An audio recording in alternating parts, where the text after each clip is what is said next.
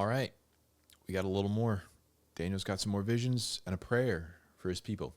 Let's jump into it because things are going to get even crazier.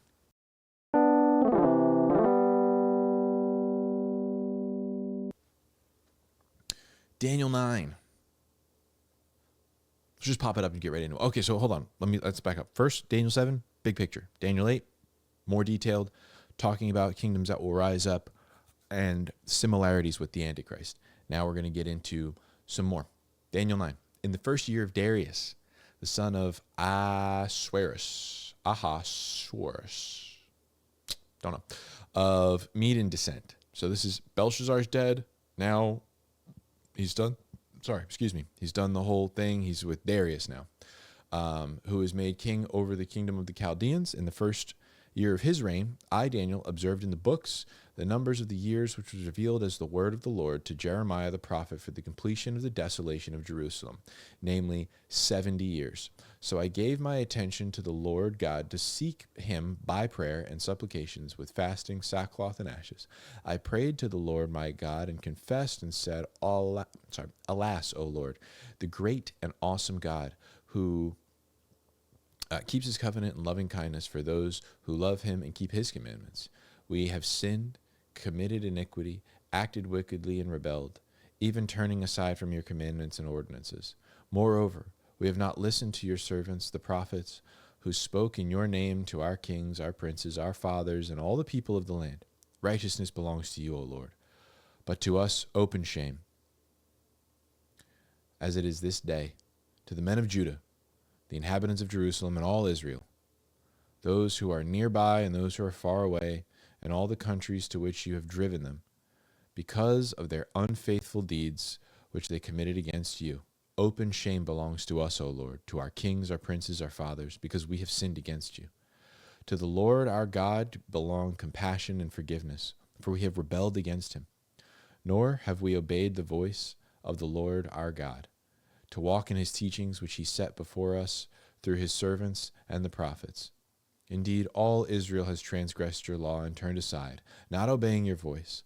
So the curse has been poured out on us, along with the oath which was written in the law of Moses, the servant of God, for we have sinned against him. Thus he has confirmed his words which he had spoken against us and against our rulers who ruled us, to bring us great calamity. For under the whole heaven there has not been done anything like what was done to Jerusalem. As it is written in the law of Moses, all this calamity has come on us, yet we have not sought the favor of the Lord our God by turning from our iniquity and giving attention to your truth. Therefore, the Lord has kept the calamity in store and brought it on us. For the Lord our God is righteousness with respect to all his deeds which he has done, but we have not obeyed his voice. And now, O Lord our God, who have brought your people out of the land of Egypt with a mighty hand, and have made a name for yourself, as it is this day, we have sinned. We have been wicked. O Lord, in accordance with all your righteous acts, let now your anger and your wrath turn away from your city, Jerusalem, your holy mountain. For because of the sins and the iniquities of our fathers, Jerusalem and your people have become a reproach to all those around us. So now, O God, our God, listen to our prayer. Listen to the prayer of your servant and to his supplications. And for your sake, O Lord, let your face shine on your desolate sanctuary. O my God, incline your ear and hear. Open your eyes and see our desolations and the city which is called by your name. For we are not presenting our supplications before you on account of any merits of our own, but on account of your great compassion. O Lord, hear. O Lord, forgive. O Lord, listen and take action. For your own sake, O my God, do not delay, because your city and your people are called by your name. Now while I was speaking and praying and confessing my sin and the sin of my people Israel, and presenting my supplication before the Lord my God in behalf of the holy mountain of my God, while I was still speaking in prayer, then the man Gabriel, whom I had seen in the vision previously, came to me in my extreme weariness about the time of the evening offering. And he gave me instruction and talked with me and said, O Daniel, I have now come forth to give you insight with understanding. At the beginning of your supplication, the command was issued, and I have come to tell you, for you are highly esteemed. So give heed to the message and gain understanding of the vision.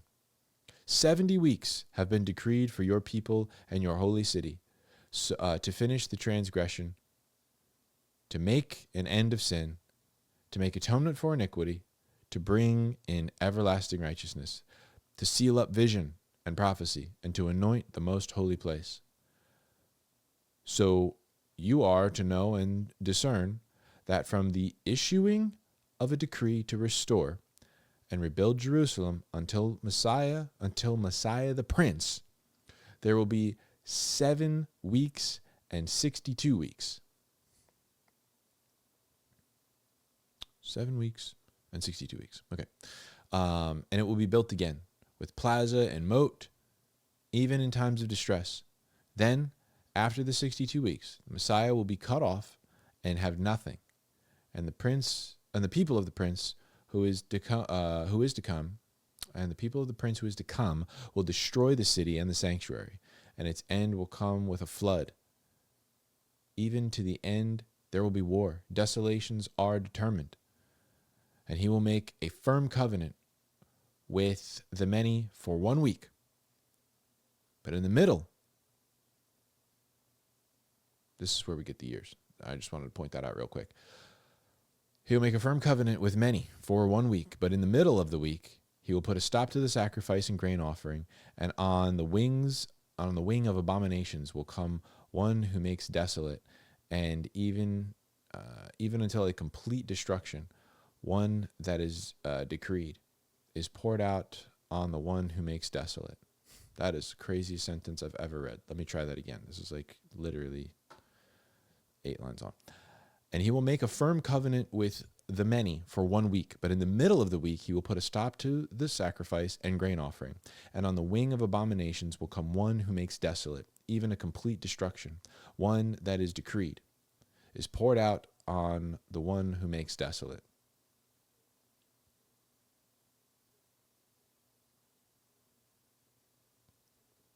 Even until a complete destruction, one that is decreed is poured out on the one who makes desolate. Okay, so let's work it a little bit backwards. This is talking about a decree that is put forth a complete destruction on the one who makes desolate. So this is again hearkening back to the first vision where it says, but, and then the judgment, they will sit in judgment, whatever. God will decree that this guy is done. This ruler, this person, whatever, is done. Now, there's a distinction with this 1 week, right? 1 week is 7 days. The Great Tribulation, the Great Tribulation is 7 years. Halfway through the 7 years, it will desecrate the temple, supposedly, and set himself up. No more sacrifices. I'm on there now, and that will be the abomination of desolation, supposedly. And he will carry along doing this until the very last. Like nothing is going to take him down except the decree of God. Backing up, he's giving him the time frame. It's going to be 62 weeks, or each one of these weeks is, I guess, maybe years plus the 7. So what is that? 69 weeks times 7 something. I don't know, math, but eventually you get to... He's giving him a strict time period before Christ is going to be here and cut off, die on the cross, right? It's going to be, and then there's going to be this another set of years. You're going to see a lot of people, you're going to read a lot of people try to get hyper specific with the 70 weeks, right? 70 weeks, because there's the 69 and then the 1, that's 490 years. And I think that's just about like to the day where Christ is, and then the temple's destroyed. I think it's something right around there. So again, there's layers to this stuff, and then this stuff is also echoed in Revelation.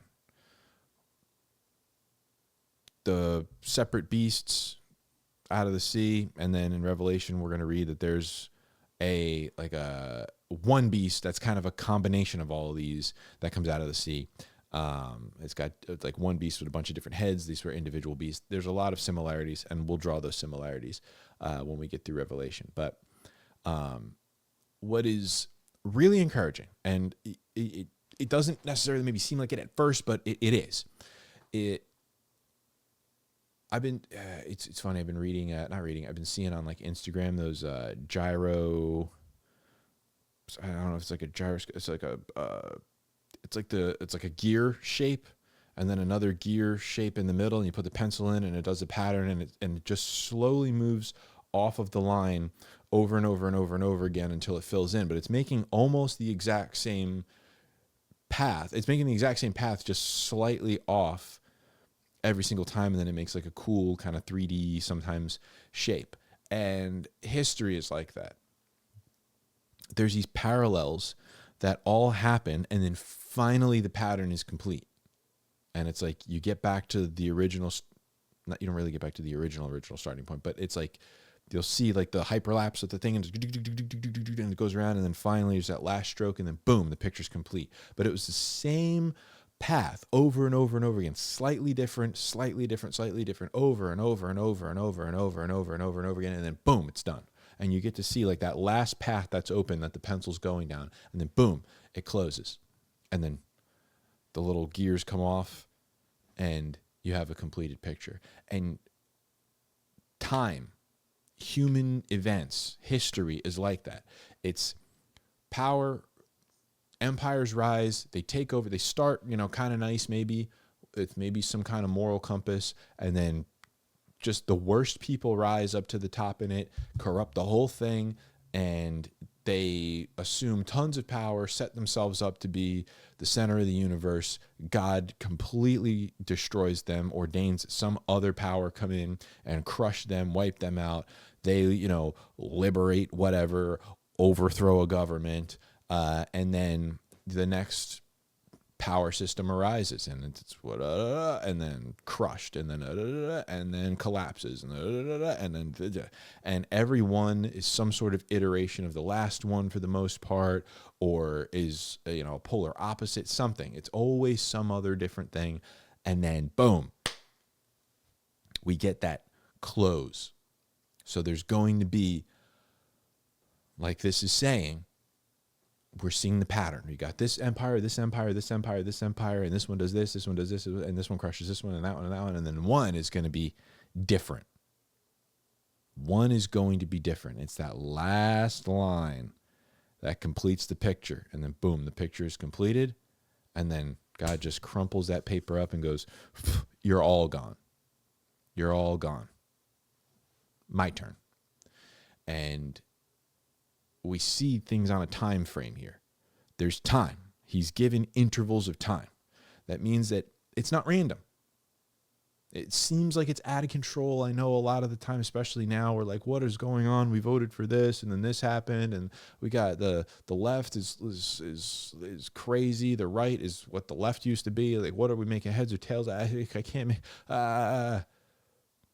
Who's doing this? Who's covering up that? What's the truth here? Is this a hoax? Is it not a hoax? Is this a false flag? Is it what?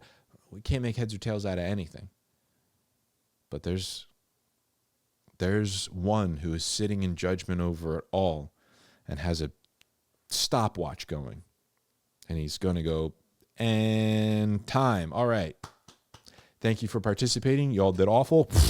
And then wipe the whole thing off. And my turn. Yeah, thank you. You guys really tried to assume my throne, and see ya. Gone.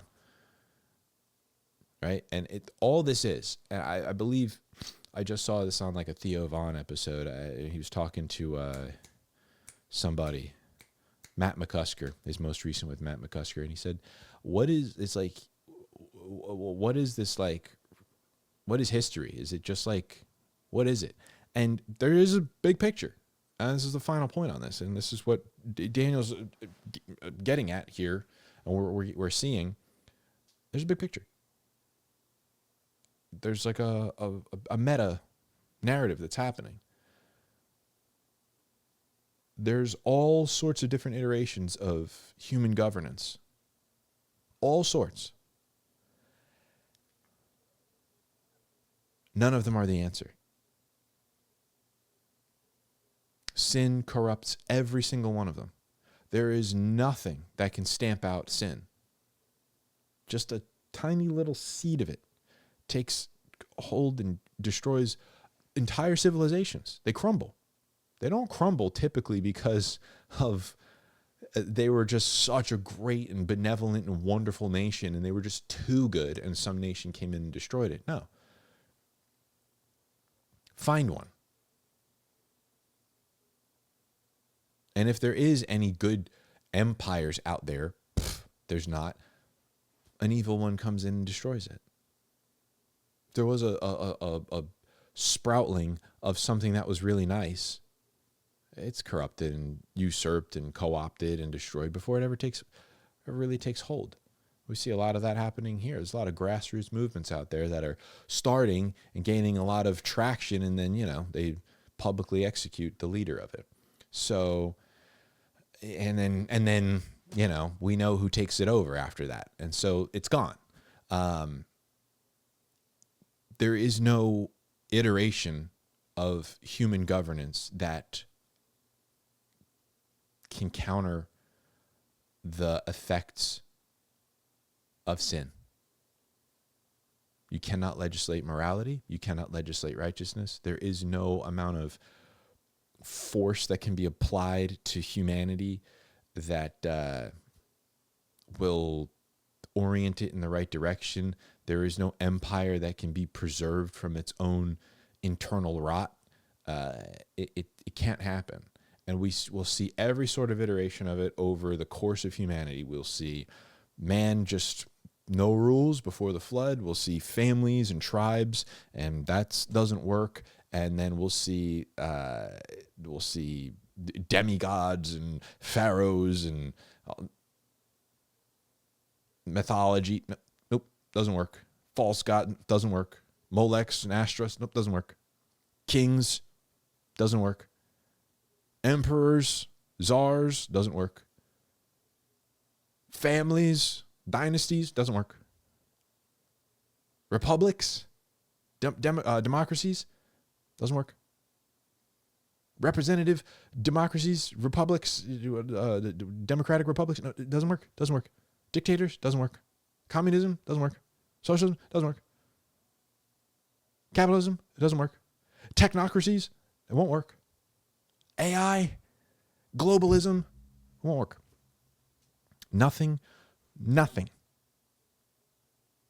can withstand the corrupting force of sin. It will all rot from the inside. Someone is going to always assume the power and dominate the rest of everyone else, or some entity is going to assume the power and dominate everyone else. Whoever's at the top of the pile, there's always someone at the top of the pile, and whoever is at the top of the pile, no matter how big or small that pile is, they will see themselves as the god of humanity and try to shape and move and bend and manipulate time and history and reality and everything, and they will not ever succeed, and they will get closer and closer to doing it. Empires only get bigger, and then that's it. There will be a world empire. Someone will conquer the entire world. And even that will not be enough. God will still destroy that as well. That will still crumble under sin. And God will be, once again, the only answer. So, that's what we're seeing Daniel's getting granular on it, and he's got this big picture, and he's getting granular, and he's seeing now the temple's going to be destroyed and like actual events that are going to be happening, so that we know this happened. He's saying the temple's going to be destroyed, and he's given a really tight timeline. So if that happens in that timeline, we know we can trust the rest of what Daniel's saying. That's what I was saying. Short-term, long-term prophecy. So anyway, a little bit longer on that one, but this one's got a lot in it. So thank you for watching. I will see you in the next one. Read your Bible.